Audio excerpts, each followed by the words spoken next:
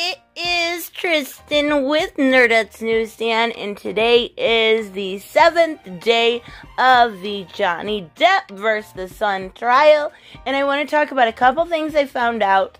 Of course, again, give a big thank you to Nick Wallace, who live tweets the entire thing and does a fantastic job about it. But I want to talk about, last week when I was covering this, there was a little bit of behind closed doors stuff when it came to Johnny Depp on the stand. And I did find out from a credible source that the reason this stuff was behind closed doors is because it was more of a sexual abuse issue. And if it leaked, it could possibly cause a mistrial. So that information, not being available to the public makes a lot more sense. And that is some of what we will see when it comes to Amber on the stand, hopefully starting Friday. Now, today we had Malcolm Connolly. He was security for Depp. We had Tara Roberts, who was the manager of Depp's private resorts in the Bahamas. We had Samantha McMillan, Amber's stylist, and Hilda Vargas, a longtime cleaner, who unfortunately found the infamous Amber turd. So, make sure if you want to stay up to date with the trial, make sure you subscribe, and as always, hit that like button. And, yeah, YouTube likes to bury these videos. So, definitely hit that like button or leave a comment below. I really appreciate it. Anyways, I don't like saying that, so I'm going to get right into it. And we start off with Malcolm Connolly. He is being examined by Sasha Wass from The Sun.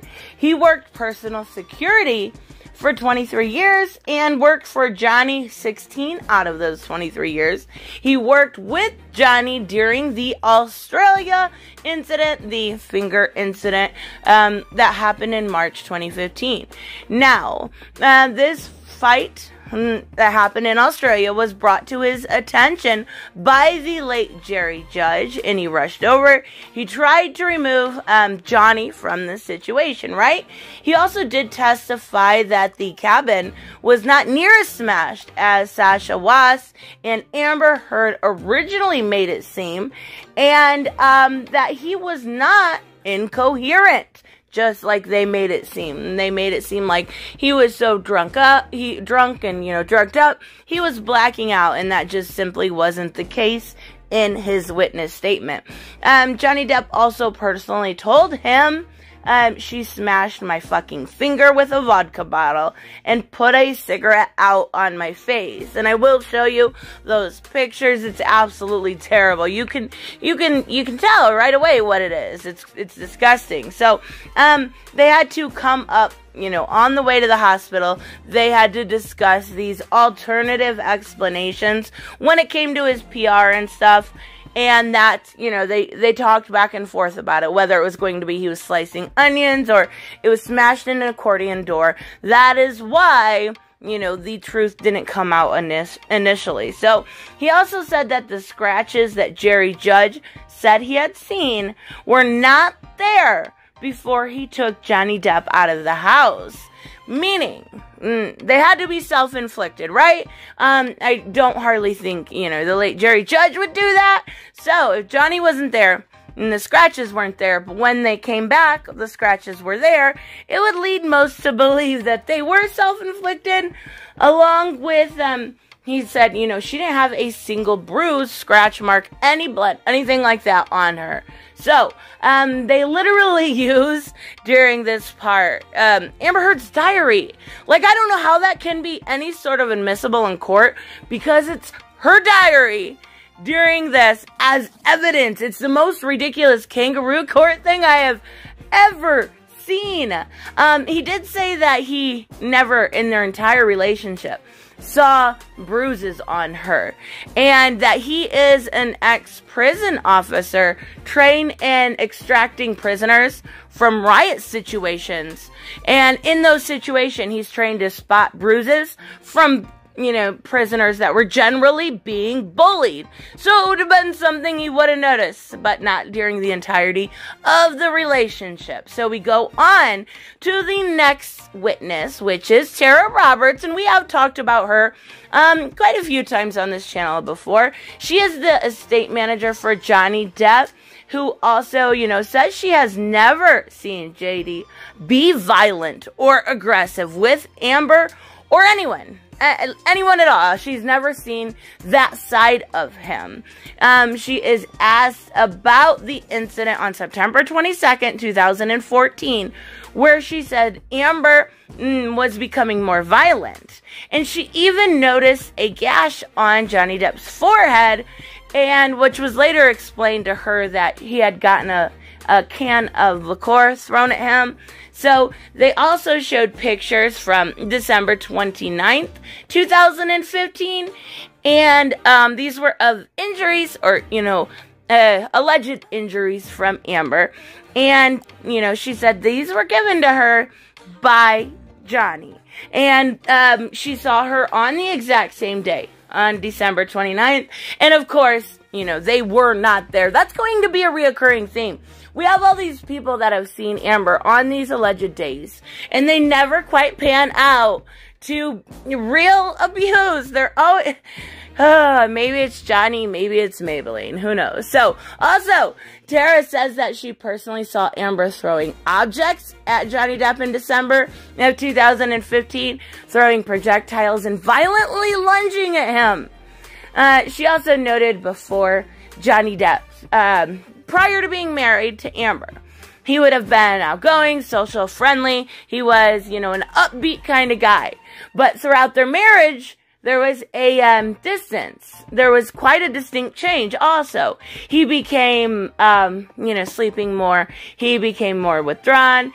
And that's pretty typical, right, for abuse victims, to be honest. And I've kind of noticed it personally with the way he speaks on the stand when reading through these things, that he's kind of suffering from this PTSD type thing. He uses humor as a defense mechanism. He uses those kind of things. It's very typical of somebody that's been in a domestic violence situation to use some sort of deflection when it comes to that.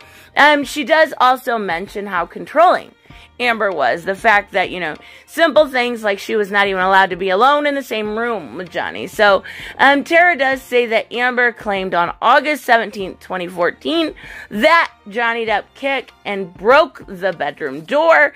Yet when she went to, she's the estate manager, so it wasn't actually broken that day, which is ridiculous.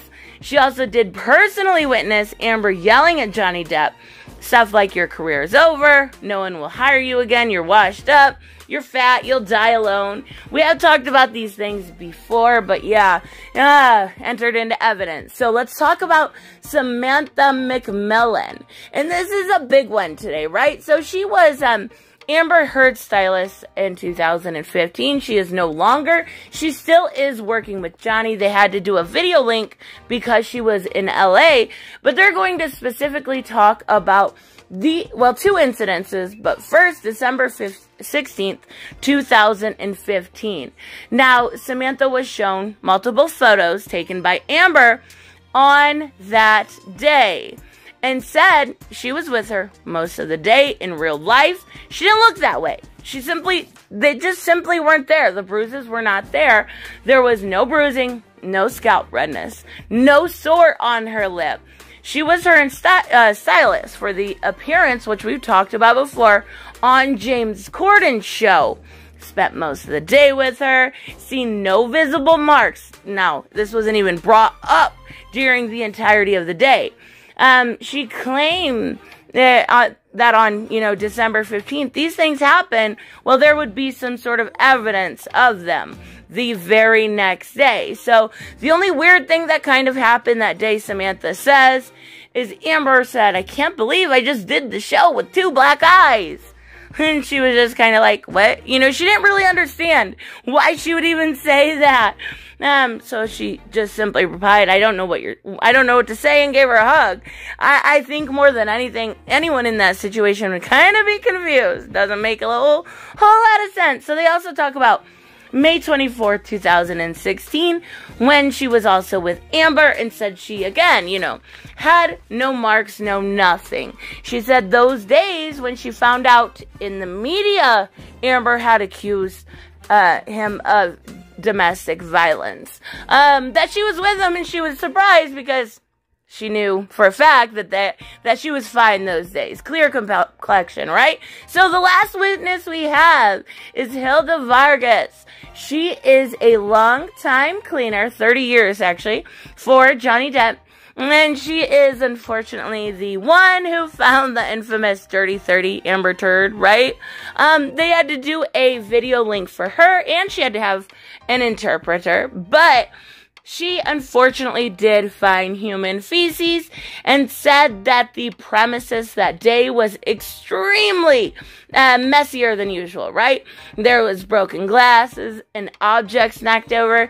She was understandably horrified and disgusted, and she also did call BS on Amber, saying it was the dogs. She had been around the dogs. She had cleaned up after the dogs. Even though, you know, on rare occasions they did have accidents, they were always on the floor.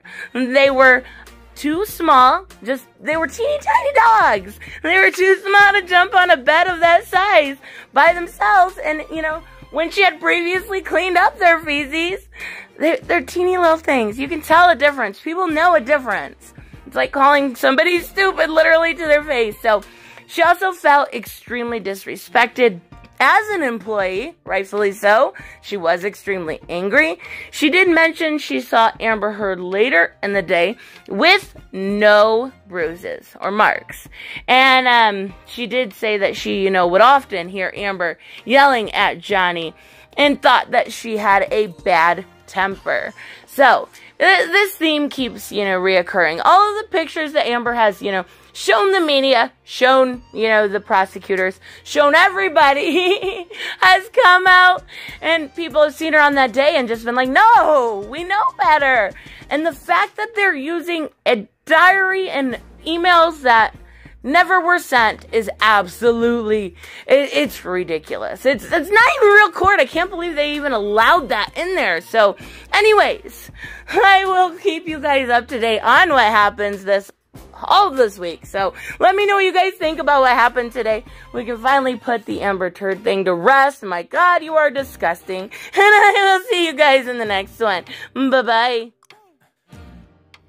Hey guys, I want to give a huge shout out to my Patreon and subscribe stars. You guys literally make this channel possible. Huge thank you to Cage the Mick, Robert Mick Twiz, Black Knight Fool, Brucey, Chris Z, David L, David Rafford, Jeffrey Allen Carnes, Mighty Balls, Mike Buckner, Maizen Barbosa, Ruskart, Ryan Decker, Robert Hoffman, and Doc Holliday. You guys are absolutely amazing, and thank you so much for all your support.